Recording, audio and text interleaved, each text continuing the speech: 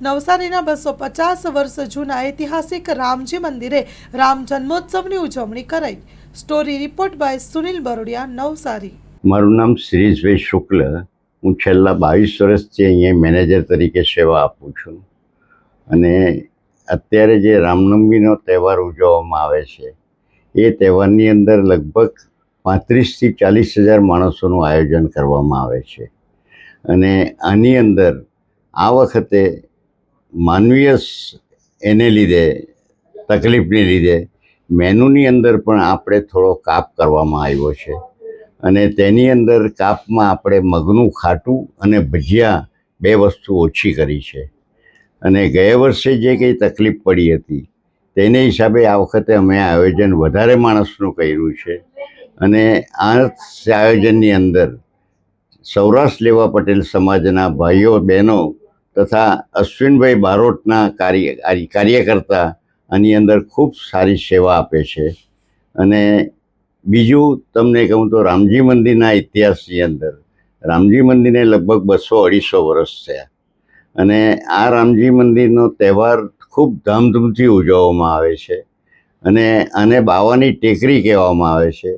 ઉપરાંત અહીંયાનો ઇતિહાસ તરીકે ટાટિયા ટોપીને જ્યારે 1857માં ગવર્મેન્ટે પકડવાનો પ્રયત્ન કરેલો ત્યારે અહીંયા સંતાઈ ગયેલા અને 10 વર્ષ એ રહ્યા પછી એ અહીંયા સંત થઈ ગયા અને એનું નામ ટહલદાસજી મહારાજ। ટહલદાસજી મહારાજ કોઈ નહીં પણ ટાટિયા ટોપે અને નરસિંહજી ટેકરી પણ કહેવામાં આવે છે। એની પછાડી પણ ઇતિહાસ છે કે બહુ પહેલાં અહીંયા જે પૂજારી હતા એને રાત્રે સપનામાં નરસિંહ ભગવાન આવ્યા અને એણે એમ કીધું કે હું અહીંયા છુપાયેલો છે, મને અહીંયાથી કાઢ। તો તે વખતે આખું બધું જંગલ હતું અને તેમાં ખોદકામ કરતાં આપણને નરસિંહ ભગવાનનો શાલિગ્રામ ખૂબ મોટો મળેલો અને તેની અહીંયા સ્થાપના કરવામાં આવેલી, એટલા માટે આને નરસિંહજી ટેકરી પણ કહેવામાં આવે છે। ખાસ કરીને કેટલી શ્રદ્ધા છે લોકોની મંદિરના પ્રત્યે? ખાસ કરીને લોકોની શ્રદ્ધા આ મંદિર પ્રત્યે એટલી બધી છે કે એ લોકોની જે મનોકામના હોય છે તે પૂરી થાય છે અને આ મંદિરની અંદર વાઇબ્રેશન પુષ્કળ છે।